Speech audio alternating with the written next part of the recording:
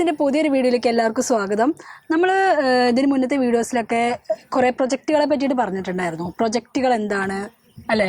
അപ്പൊ ഈ പ്രൊജക്റ്റ് കൊണ്ട് എന്താണ് ഒരു ഗുണം? ഇതിൽ വർക്ക് ചെയ്യുന്ന ആൾക്കാർക്കും വർക്ക് ചെയ്യാത്തവർക്കും എന്തെങ്കിലും ഉണ്ടോ ഈ പ്രൊജക്ട് നമ്മുടെ ഇതില്? അതായത് പ്രൊജക്ട് എന്താണെന്നാണ് ചോദിക്കുന്നത്. അതെ, എന്താണ്? നമ്മള് ടാക്ടൈലിനെ കുറിച്ചിട്ട് പറഞ്ഞു, മെറ്റാവേഴ്സിന്റെ ഡോർ സ്റ്റെപ്പ് എന്ന് പറഞ്ഞു, അതുകൊണ്ട് എന്താണ് ഈ ഒരു യൂണിവേഴ്സ് പറഞ്ഞു, അത് പ്രൊജക്റ്റിലേക്കുള്ള ആക്സസ് ആണെന്ന് പറഞ്ഞു. പിന്നെ ഇനി എന്താണ് പ്രൊജക്ടുകൾ എന്നാണ് ചോദിക്കണത്. അതെ, പിന്നെ അതുകൊണ്ട് എന്താണ് ഉപയോഗം? അതായത് നമ്മളെ ഉപയോഗം എന്ന് പറഞ്ഞാല് നമ്മളെ കമ്മ്യൂണിറ്റിയിൽ, അതായത് ഇപ്പം ഈ നമ്മളെ ഈ ഹോളിവേഴ്സിൽ എല്ലാ ആളുകൾക്കും പുറത്ത് എല്ലാ ആളുകൾക്കും ഗുണം ചെയ്യണേ, അതായത് ഉപയോഗിക്കാൻ പറ്റുന്ന എന്തെങ്കിലും സിസ്റ്റം ഉണ്ടോ എന്നാണോ ചോദിക്കുന്നത്. ഉദ്ദേശിക്കുന്നത് അതാണ്.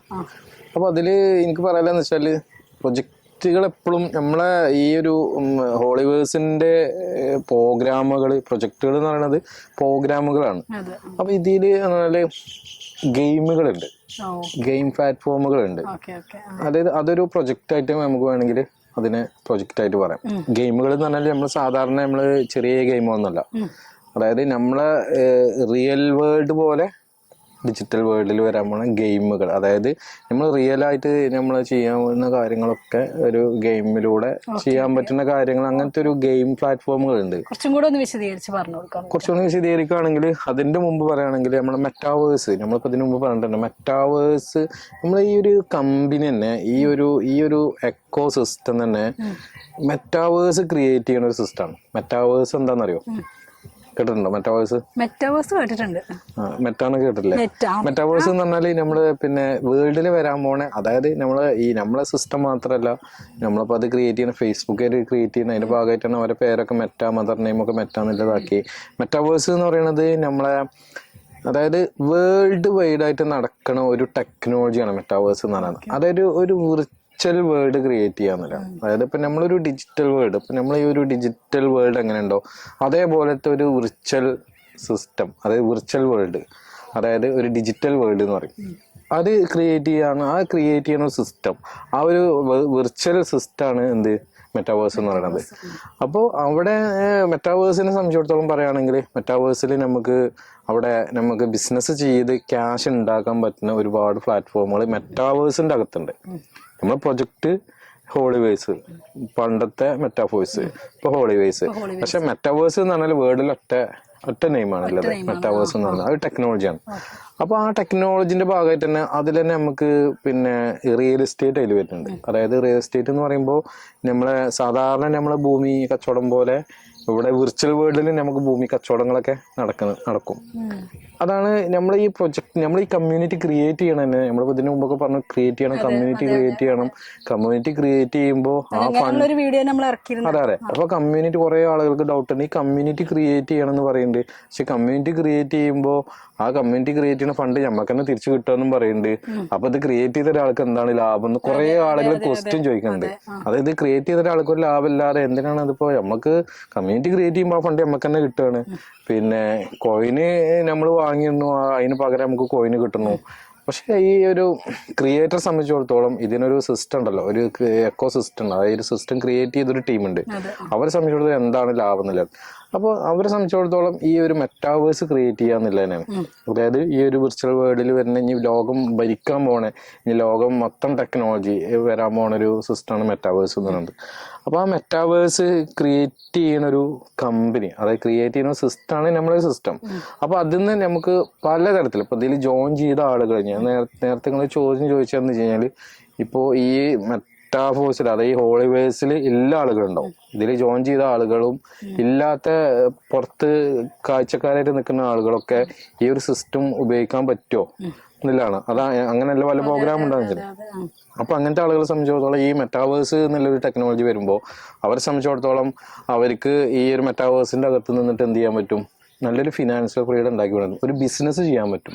നമ്മൾ സാധാരണ നമ്മളെ ഡിജിറ്റൽ വേൾഡിൽ, ഈ ഫിസിക്കൽ വേൾഡിൽ ഇല്ല പോലെ തന്നെ ഡിജിറ്റൽ വേൾഡിന്റെ അകത്തും നമുക്ക് ബിസിനസ് കാര്യങ്ങളൊക്കെ ചെയ്യാൻ പറ്റും. ബിസിനസ് എന്ന് പറഞ്ഞാൽ ഞാൻ പറഞ്ഞ റിയൽ എസ്റ്റേറ്റ് അതിൽ നടത്താൻ പറ്റും. കാരണം വിർച്വൽ സ്പേസ് നമുക്ക് സെല്ല് ചെയ്യാനും റെന്റിന് കൊടുക്കാനൊക്കെ പറ്റും. പിന്നെ അതേപോലെ നമുക്കറിയാം ഈ ഫേസ്ബുക്കിലൊക്കെ നമ്മൾ പരസ്യങ്ങൾ കൊടുക്കുന്നുണ്ട്, ആഡൊക്കെ കൊടുക്കുന്നുണ്ട്. അപ്പോൾ അതേപോലെ ആഡ് കൊടുക്കാൻ പറ്റും.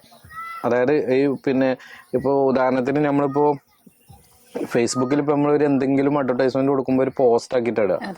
പക്ഷെ നമ്മള് പിന്നെ റോഡിലൂടെ ഇങ്ങനെ സഞ്ചരിക്കുമ്പോൾ ഒരുപാട് ബോർഡുകളൊക്കെ പോസ്റ്റുകൾ കണ്ടിട്ടുണ്ട് അഡ്വർടൈസ്മെന്റ് റോഡ് സൈഡിൽ ഉണ്ടാവും. ആ റെന്റിന് ഏതെങ്കിലും ഒരു വ്യക്തിന്റെ പ്രോപ്പർട്ടി ആയിരിക്കും, അവര് ആ ഒരു കമ്പനിക്ക് റെന്റിന് കൊടുക്കും. അതേപോലത്തെ ഒരു സിസ്റ്റത്തിൽ വരും. അതായത് നമുക്ക് റോഡുകൾ ഉണ്ടാവും അവിടെ, റോഡിന്റെ സൈഡിൽ നമുക്ക് ബോർഡുകളൊക്കെ, അതായത് അഡ്വർടൈസ്മെന്റ് ചെയ്യാനുള്ള സ്പേസുകൾ നമുക്ക് പിന്നെ ഒരു സ്പേസ് ആണെങ്കിൽ ഞാൻ എനിക്ക് എന്ത് ചെയ്യും, റെന്റ് തരും. അപ്പൊ എനിക്ക് മന്ത്ലി റെന്റ് തരും. അപ്പോൾ അവിടെ അങ്ങനെ ഒരു ബിസിനസ് ഇതുണ്ട്. പിന്നെ അതേപോലെ നമുക്ക് വിർച്വൽ മീറ്റിങ്ങുകൾ നടത്താൻ പറ്റുന്ന ഒരു സിസ്റ്റമാണ് മെറ്റാവേഴ്സ് എന്ന് പറയുന്നത്. അതായത് നമ്മളിപ്പോൾ ഇന്ന് സൂം മീറ്റിംഗ് ഒക്കെ ഉണ്ടല്ലോ, സൂം മീറ്റിംഗ്, ഗൂഗിൾ മീറ്റ് ഒക്കെ നടത്തണല്ലോ. അപ്പോൾ അതിനൊക്കെ പകരം ഇനി വരാൻ പോകുന്ന ടെക്നോളജി പറഞ്ഞാൽ ആ സൂം മീറ്റിങ്ങും ഗൂഗിൾ മീറ്റൊക്കെ ഇനി ഒരു കാലം കഴിഞ്ഞാൽ ഇന്റർനെറ്റ് വെബ് 2 വെബ് 3 മാറുന്ന സമയത്ത് അതൊക്കെ ഇല്ലാതാവും. അപ്പൊ അതിന് പകരം വിർച്വലായിരിക്കും നമ്മൾ മീറ്റിങ്ങുകളൊക്കെ നടത്തുക. അതായത് അവിടെ അവതാറുകൾ ക്രിയേറ്റ് ചെയ്യാം. അപ്പൊ ഇവിടെ അവതാറുകൾ എന്ന് പറയുമ്പോൾ പിന്നെ അവതാറുകൾക്ക് വേണ്ട പ്രൊഡക്റ്റുകൾ, അതാണ് നമ്മളെ ഇതിന്റെ ഒരു പ്രൊജക്ട്. അതാണ് അതായത് അവതാറുകൾക്ക് വേണ്ട പ്രൊഡക്റ്റ് സെല്ലിങ്ങും ബൈയിങ്ങും നടത്തുക. അതാണ് നമ്മളെ വേറൊരു പ്രൊജക്ട്. മനസ്സിലായല്ലേ? ഓരോ പ്രൊജക്റ്റാണ് ഞാൻ പറയുന്നത്. അതില് വേണമെങ്കിൽ നമുക്ക് പാർട്ടിസിപ്പന്റ് ആവാം, നമുക്ക് അവിടെ ബെയർ ആവാം, സെല്ലർ ആവാം. അതിൽ നിന്ന് നമുക്ക് നല്ല ഏർണിങ്സ് ഉണ്ടാക്കി എടുക്കാൻ പറ്റും. പിന്നെ അതേപോലെ ഈ മെറ്റാവേഴ്സ് പിന്നെ നമുക്കൊരു മീറ്റിംഗ് ഹാള് നമുക്ക് ക്രിയേറ്റ് ചെയ്യാൻ പറ്റും. അത് എന്നിട്ട് മറ്റുള്ള കമ്പനികൾക്ക് നമ്മൾ റെന്റിന് കൊടുക്കുന്ന ഒരു സിസ്റ്റം അത് ക്രിയേറ്റ് ചെയ്യാൻ പറ്റും. അപ്പോൾ അവിടെ ക്രിയേറ്റ് ചെയ്യണമെങ്കിൽ ഇപ്പം എനിക്കൊരു അവതാർ ഉണ്ടെങ്കിൽ എൻ്റെ അവതാറിന് ഇപ്പോൾ ഞാനിപ്പോൾ നീ ഒരു ഡ്രസ്സ് ഞാനൊരു ഡ്രസ്സ് ഇട്ടിട്ടുള്ളത്, എൻ്റെ ഐഡന്റിറ്റി എങ്ങനെയാണോ അല്ല എൻ്റെ ഐഡന്റിറ്റി. രണ്ടുപേരും രണ്ട് ഐഡന്റിറ്റിയാണ്. അങ്ങനെ അപ്പം നമ്മൾ പല 100 ആളുണ്ടെങ്കിൽ 100 ആൾക്ക് 100 ഐഡന്റിറ്റി ആക്കാം. അപ്പം നമ്മൾ എന്ത് ഐഡന്റിറ്റി ആണോ അതേ ഐഡന്റിറ്റി ആയിരിക്കും നമ്മളെ അവതാറുകൾ. നമ്മളതായിട്ടുള്ള അവതാർ ഉണ്ടാവും. അവതാറുകൾ അവിടെ ഡ്രസ്സൊക്കെ ധരിക്കും. അപ്പം ഡ്രസ്സ് വാങ്ങാനും വിൽക്കാനും അവിടെ ഷോപ്പ് ഉണ്ടാവും. അപ്പം അവിടെ ഒരു ബിസിനസ് അതാണ് നമ്മൾ 15-20ഓളം പ്രൊജക്ടുകൾ തന്നെ. ഇതൊക്കെ ഓരോ പ്രൊജക്ടുകളാണ് അവിടെ. ഇവിടുന്നൊക്കെ നമുക്ക് വ്യത്യസ്ത രീതിയിലുള്ള ഇൻകം അവിടെ ജനറേറ്റ് ചെയ്യാൻ പറ്റുന്ന ഒരു പ്ലാറ്റ്ഫോമാണ് ഹോളിവേഴ്സ് എന്ന് പറയുന്നത്. അത് നമ്മളെ കുറെ ആളുകളെ കൂട്ടിയിട്ട് കുറെ പൈസ ഉണ്ടാക്കുന്നില്ലല്ലോ. അപ്പോൾ ഈ മെറ്റാവേഴ്സിന്റെ അകത്ത് മെറ്റാവേഴ്സിനെ കുറിച്ചിട്ട് പറയുകയാണെങ്കിൽ നമുക്ക് 1 എപ്പിസോഡ് 2 എപ്പിസോഡ് 3 എപ്പിസോഡ് ഒന്നും മതിയാവില്ല. കാരണം എന്താ വെച്ചാല് അതിൽ ഒരുപാട് ഇൻകം. അതിന്നാണ് നമ്മളെ ഈ ഒരു ബിസിനസ്, നമ്മളെ ഹോളിവേഴ്സിന്റെ നമ്മളെ കമ്മ്യൂണിറ്റി ക്രിയേറ്റ് ചെയ്യുന്നതിന്റെ ഒരു ഉദ്ദേശം തന്നെ ഈ മെറ്റാവേഴ്സിലേക്കുള്ള കമ്മ്യൂണിറ്റിനെ നമ്മൾ ക്രിയേറ്റ് ചെയ്ത് കൊടുക്കുന്നത്. ഇപ്പോൾ ഫേസ്ബുക്ക് ആണെങ്കിലും വാട്സപ്പ് ആണെങ്കിലും യൂട്യൂബ് ആണെങ്കിലും നമുക്കൊരു കമ്മ്യൂണിറ്റി ഉണ്ടെങ്കിലാണ് അതൊക്കെ റൺ ചെയ്യുള്ളൂ അല്ലെ? ഒരു വീഡിയോ ഇട്ട് കഴിഞ്ഞാൽ, യൂട്യൂബിൽ വീഡിയോ ഇട്ട് കഴിഞ്ഞാൽ അത് എത്ര ആളുകൾ കാണുന്നുണ്ട്, എത്ര ആളുകൾ സബ്സ്ക്രൈബ് ചെയ്യുന്നുണ്ട്, അതിനനുസരിച്ചാണ് യൂട്യൂബിൽ വീഡിയോ ഇട്ട ഒരാൾക്ക് വരുമാനം കിട്ടുള്ളൂ. അതേപോലെ ഈ ഒരു കമ്മ്യൂണിറ്റിക്ക് എത്ര കമ്മ്യൂണിറ്റി ഉണ്ട്, ആ കമ്മ്യൂണിറ്റികളൊക്കെ പിന്നെ ഈ മെറ്റാവേഴ്സിന്റെ അകത്ത് പാർട്ടിസിപ്പന്റ് ആവുമ്പോൾ അതിൽ ബിസിനസ് ചെയ്യുമ്പോഴാണ് ഇതിന്റെ ക്രിയേറ്റർക്ക് ഒരു വരുമാനം കിട്ടിക്കൊണ്ടിരിക്കുക. അവിടെയാണ് ക്രിയേറ്റർക്ക് ഒരു വരുമാനം വരല് തുടങ്ങുക.